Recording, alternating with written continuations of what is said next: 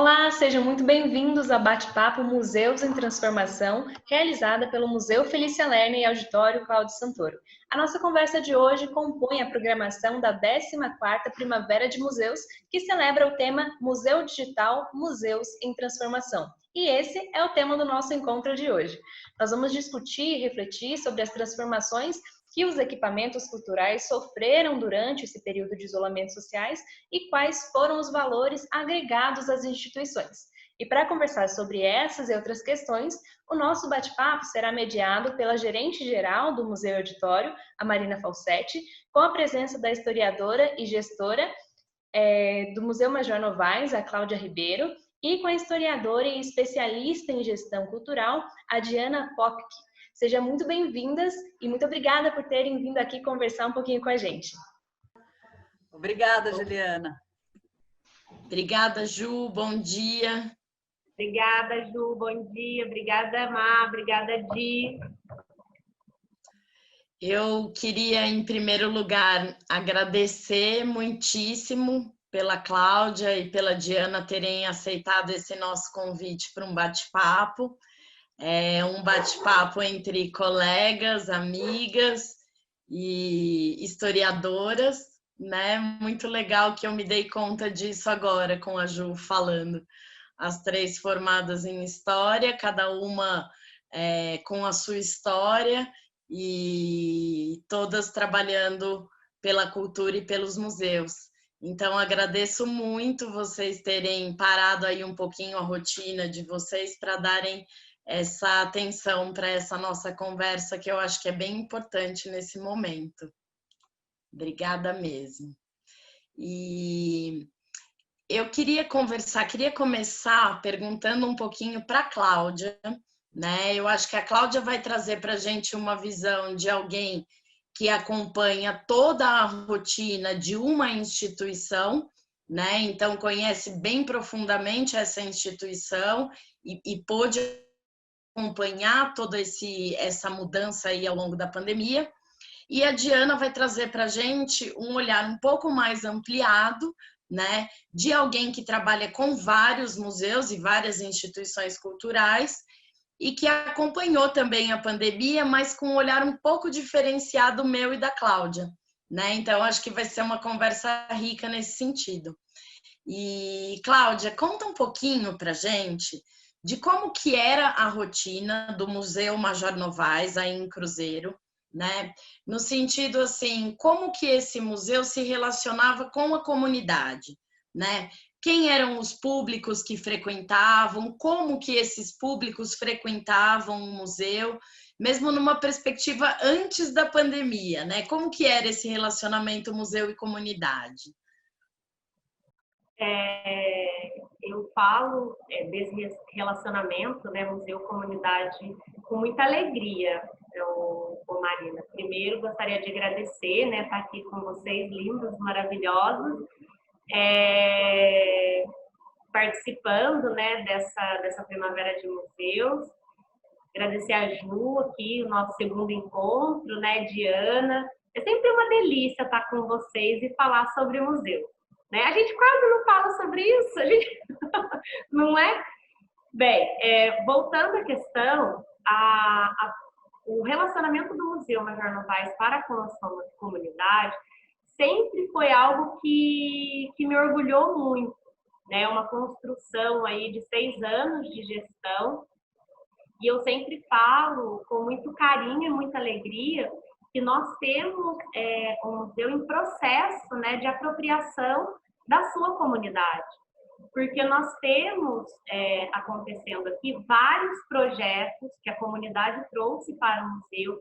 Então, o projeto de yoga, o projeto Vem Jogar no Museu, o projeto da contação de histórias afro-brasileiras, o projeto do Papo de Mulher, sabe? O projeto do Ecocultural, que é um coletivo daqui da cidade. Então, nós temos uma diversidade de público muito grande, né? Semanalmente é o público que está na yoga, fazendo aula de yoga, que depois sempre vai ver as nossas exposições, fica aqui no museu, porque adora o museu. Uma vez por mês tem o pessoal do RPG, dos jogos de tabuleiro, que frequenta, que cuida, que se organiza, sabe, que toma conta. Tem o pessoal da cultura afro-brasileira, que tem a contação de história, o pessoal do teatro. Então, a gente tem uma diversidade de público muito grande. E é uma relação que eu falo de muito carinho e muita apropriação dessa comunidade para com o museu, que foi um trabalho construído aí devagarinho, né, com muita paciência, porque tinha uma proposta museal anterior não de acolhimento dessa comunidade. Então, assim, estava explodindo de alegria, né, porque o pessoal, assim, quando que vai acontecer a Clique, né, que é a nossa festa literária que acontecemos aqui desde 2017, anualmente, que traz um outro público, o pessoal da escola de música, que acontece aqui dentro também, que frequenta, sabe? Eu recebo agora com o museu ainda fechado, né, nós faremos o nosso processo de abertura agora em outubro, para ser efetivado em início, na primeira semana de novembro. As pessoas me mandam mensagem enlouquecidamente: o museu está aberto? Fala para mim que o museu está aberto. Eu quero só ficar sentado no gramado não tem problema, eu vou ficar longe das pessoas. Então, você percebe um carinho e que as pessoas querem estar aqui, sabe? E eu respondo para todas elas com muita atenção e muito carinho. Eu falo assim: olha, você não sabe a tristeza no qual eu falo para você que não dá para você ir ao museu, porque eu estou há 6 anos num processo de luta para que as pessoas queiram estar dentro do museu. E hoje eu falo com muita alegria. O cruzeirense quer estar dentro do museu, participa das suas atividades. Então, isso é muito, muito, muito gratificante para uma gestora de museus, óbvio. Cláudia, eu fiquei aqui pensando nessa diversidade, né? A gente já tem aqui uma visão de um museu com um papel social bem amplificado, né? Ele não está voltado apenas para aquilo que ele tem como objeto ou aquilo que ele tem para comunicar, mas ele quer dialogar, né, com a comunidade. E eu acho que aí daqui a pouco a gente acaba entrando na segunda parte da nossa conversa, e eu queria só que você falasse mais um pouquinho e depois já passasse a bola para a Diana, das características mesmo do seu museu, né, do Museu Major Novaes. Ele é um museu municipal, estadual, conta um pouquinho. E aí, Diana, eu queria que você começasse a conversa também falando um pouquinho do trabalho que você desenvolve nos museus, com a Conectamos, enfim, falando um pouquinho disso para a gente. O Museu Major Novaes é um museu municipal aqui na cidade de Cruzeiro, né, no interior do estado de São Paulo. A gente está no meio do caminho aí entre o Rio e São Paulo, e um pulinho, como eu falo, de Minas Gerais, sabe? A gente é uma cidade de fronteira, né? A gente é um entre-lugar. E dentro dessa proposta de entre-lugares, de local de fronteira, foi uma proposta que eu trouxe mesmo para a construção do espaço museal. Porque o Museu Major Novaes, ele é uma fazenda do século XIX, sabe? É uma construção que a gente, dentro da historiografia, a gente coloca como uma célula máter, né, que trouxe todo um processo de construção desse território, dessa localidade, inclusive com influências do próprio Major Novaes, que foi o herdeiro da fazenda, né, porque ela pertencia à Dona Fortunata. Então, ele tem muito essa influência. Eu costumo, dentro das minhas pesquisas, falar que o Cruzeiro consegue aglutinar historiograficamente essa questão da tradição, né, que vem do poder do café, com a modernidade, porque todo o nosso layout urbano, ele advém da ferrovia. O que acontece? A gente tem aí, ao dialogar, a gente tem aí muitas histórias hegemônicas, né, que se colocam nesse casarão. E a proposta, né, da nossa discografia, do nosso layout discográfico, é conseguir de fato estabelecer esse diálogo, porque não é porque é o casarão que o Major Novaes, que a Dona Fortunata residia, que precisa contar só essa história. Então, o que nós fazemos? Estabelecemos diálogos com outras memórias que também são importantes e constituem os pilares fundantes da historiografia de Cruzeiro aqui. Então, a gente tem uma fazenda, um espaço de fazenda, né, um espaço de memória hegemônico, que trabalha muito a contrapelo, aí, porque eu adoro Walter Benjamin, todo esse processo e esse diálogo, a construção de novas memórias. Porque se a gente quer um museu democratizado, e eu acredito que é muito esse processo de percepção da história, a contrapelo, sabe, contra-hegemônia, a construção desse diálogo com a própria comunidade. E ela quer estar dentro do museu hoje, por quê? Porque esse diálogo foi colocado, foi aberto dentro de uma proposta da sociomuseologia, sim, com uma proposta de Paulo Freire de educação, sim, que é inclusiva e não excludente. Não é porque é um espaço de memória hegemônico que eu não posso dialogar e trazer essas outras memórias para esse espaço museal, porque deve sim realizar essa construção do diálogo, essa dialética. Então, eu acredito que seja essa percepção de museu, né, aberto, inclusivo, né, que mesmo tendo aí, no princípio lá da sua fundação em 69, essa preservação da memória hegemônica, etc. e tal, que permite hoje que o museu seja um museu em processo de apropriação da sua comunidade.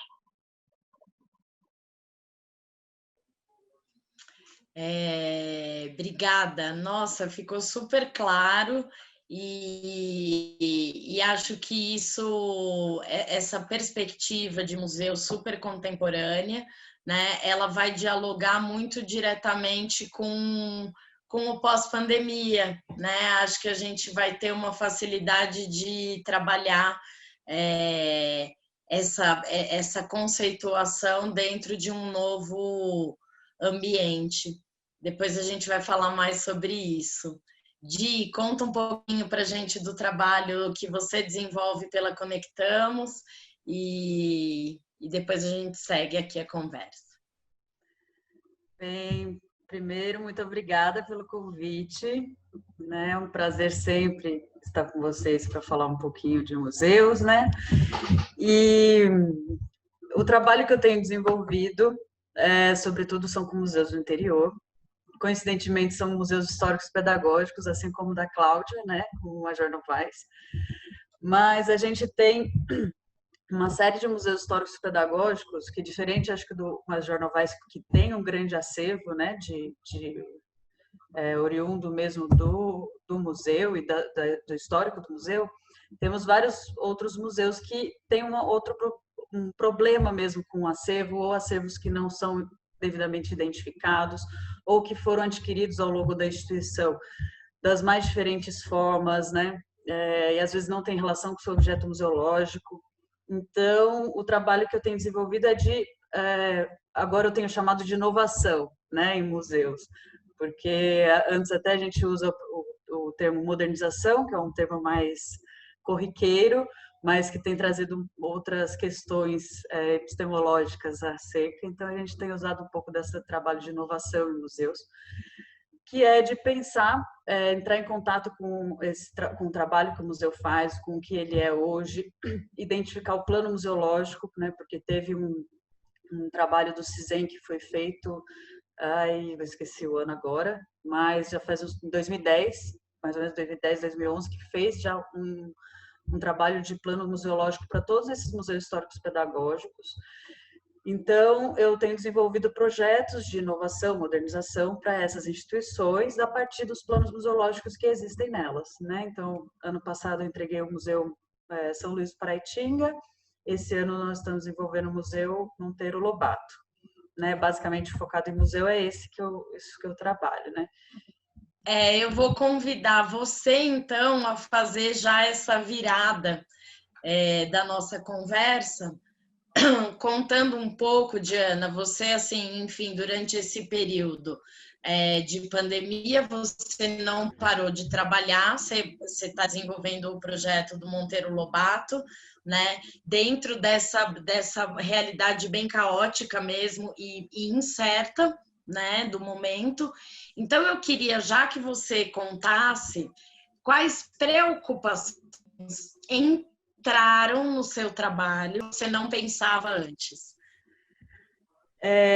Isso é super curioso, assim, acho que é muito bacana essa pergunta, porque os dois projetos, né, tanto de São Luís quanto Monteiro Lobato, eles são pautados na constituição de um acervo digital para o museu. Tanto né, então, são museus que possuem acervos físicos, mas que não têm um acervo físico significativo em relação ao objeto museológico daquele museu. Então, teve todo um trabalho e são instituições, ambas são instituições que não possuem capacidade financeira e técnica de acondicionamento de objetos físicos, né? Então, não tem uma reserva técnica adequada, as prefeituras não têm uma verba apropriada para manter uma reserva técnica que é cara hoje em dia. Então, eu já trabalho há um tempo desde o Museu da Mantiqueira, que eu desenvolvi lá um projeto, uma metodologia de levantamento de acervo digital, e essa metodologia eu implementei tanto em São Luís como a gente agora no Monteiro Lobato. E o que é muito interessante, que nessa etapa do projeto, né, de levantamento de acervo, a pandemia ela veio, né, aí no caso do Monteiro Lobato, ela veio, mas ela não impactou tanto o levantamento de acervo, porque a gente já estava trabalhando com acervo digital. É muito curioso isso, né? Porque antes até existe um certo preconceito com acervo digital, né? Ele é algo muito inovador dentro da museologia, assim, existem certas resistências. Nós trabalhamos com o conceito, na verdade, de acervo em rede, que são diversas instituições que possuem acervos relativos com a instituição que a gente está trabalhando e que ela pode ceder esse acervo para o museu, de alguma forma. E então isso não impactou tanto o nosso trabalho durante a pandemia, porque a gente já fazia um trabalho remoto, impactou em algumas instituições onde as pessoas não estavam podendo, as pessoas da própria instituição não estavam podendo ir na instituição, como foi o caso do SEDAI, e aí demorou um pouco mais ali, ou a Biblioteca Monteiro Lobato, que por estar fechada na pandemia, não tinha pessoas dentro lá do acervo, mas no geral a gente conseguiu fazer um ótimo levantamento de acervo mesmo com a pandemia. E isso, a gente internamente no projeto tem falado muito disso, né? Poxa, como o projeto, mesmo com a pandemia, com o impacto da pandemia, ele fez sentido mesmo assim, e talvez até mais, né? Então, isso é muito bacana quando a gente vê que a pandemia, na verdade, a gente tem visto, eu vejo muito, né? O impacto da pandemia, que ela veio para acelerar um processo que a gente iria viver em 100 anos em 3 meses. Né? Então, foi assim, escancarou mesmo várias questões e a gente está tendo que correr atrás. Então, a hora que o projeto ele não sofre um impacto tão forte, é um alento, assim, né, de que a gente talvez estivesse no caminho certo e de que fazia sentido mesmo essa metodologia que foi escolhida, né. E só um adendo também, que assim, aqui no Monteiro Lobato, ainda é diferente, mas essa metodologia faz muito sentido em São Luís do Paraitinga, porque a gente está falando de uma cidade que perdeu tudo na enchente. Então, uma cidade que né, ela não tem mais materialidade praticamente. Né? Então, se você for atrás das famílias, se você for atrás de outras instituições dentro da cidade, eles perderam mesmo tudo. Então, por causa disso, eles não vão ter um museu, né? A gente vai ficar pegado a esse objeto. Então, por que não realmente trabalhar o acervo digital? Né? Então, lá fez muito sentido por causa disso, e aqui no Monteiro Lobato fez sentido pelo contexto pandêmico que a gente está vivendo.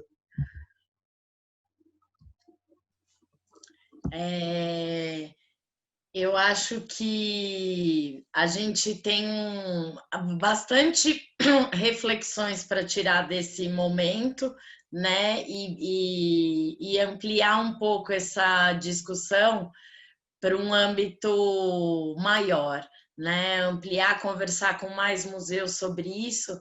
Eu queria ouvir da Cláudia um pouquinho, Cláudia, se com o começo da pandemia, quando que vocês pararam as atividades presenciais E se vocês migraram assim para o ambiente virtual 100%, como que vocês mantiveram o diálogo com esses vários públicos que vocês dialogavam anteriormente, né? E como que isso impactou na rotina das equipes, né? Até porque imagino que as próprias equipes talvez não tenham ficado no trabalho presencial, né? Conta um pouquinho para a gente como que foi aí no museu.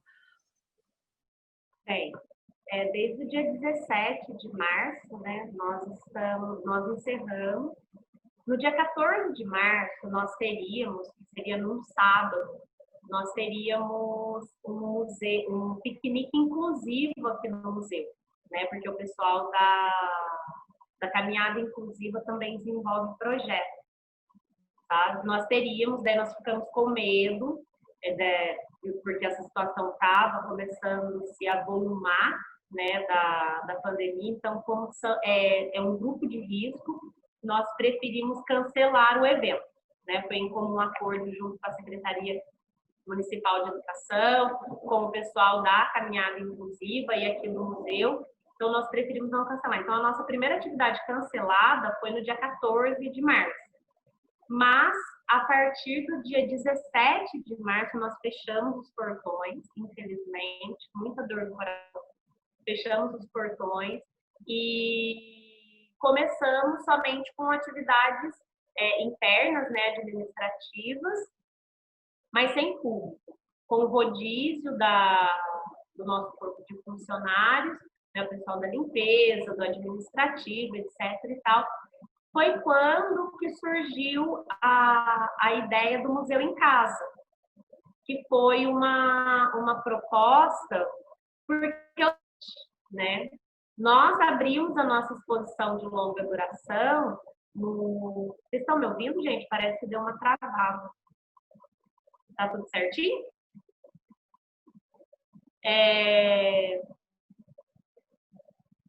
A gente tinha inaugurado a exposição de longa duração dia 6 de dezembro.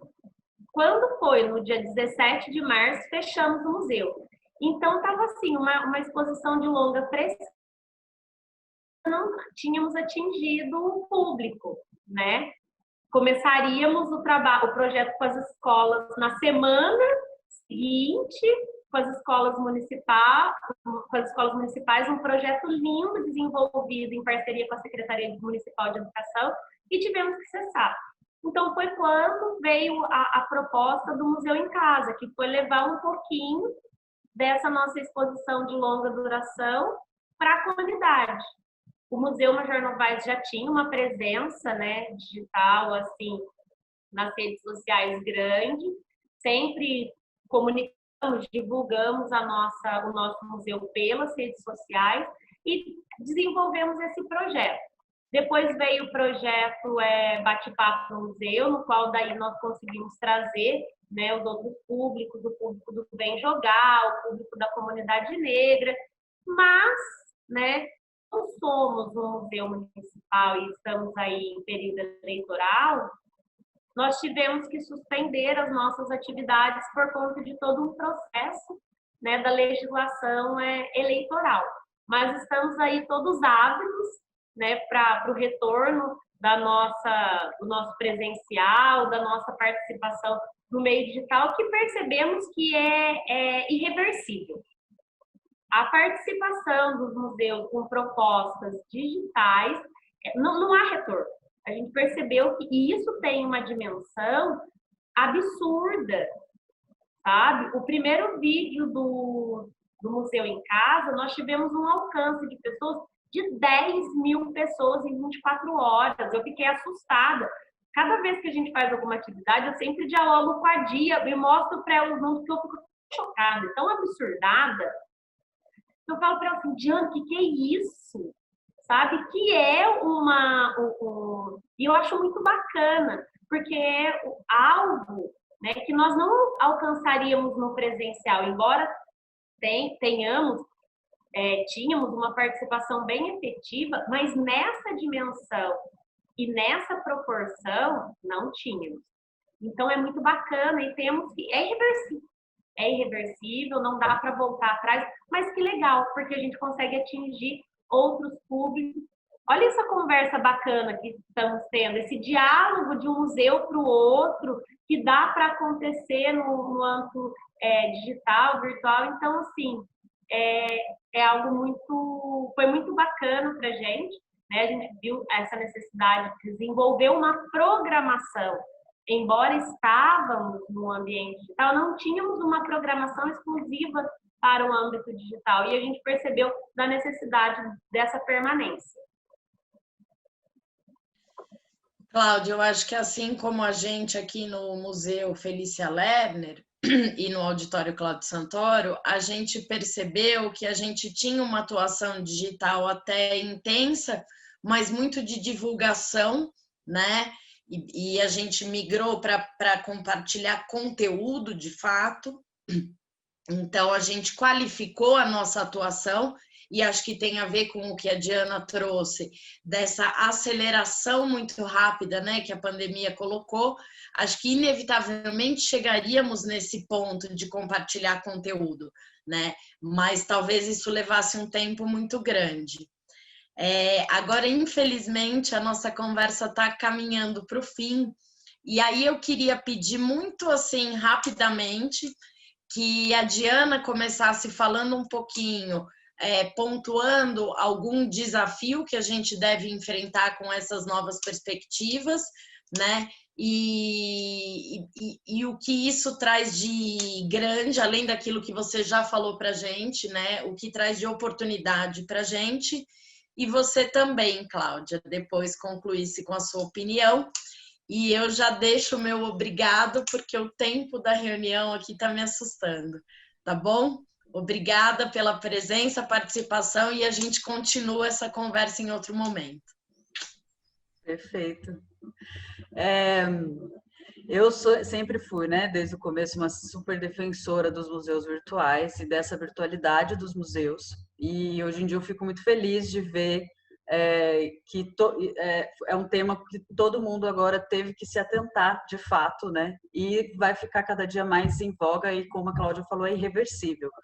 Mas acho que o maior desafio que eu tenho colocado, inclusive para mim, que eu já tinha percebido isso desde quando eu estava trabalhando com o MUMAN, antes da pandemia, quando a gente fez a jornada no MUMAN, é que a virtualidade, você estar na rede, não é sinônimo de democratização de acesso.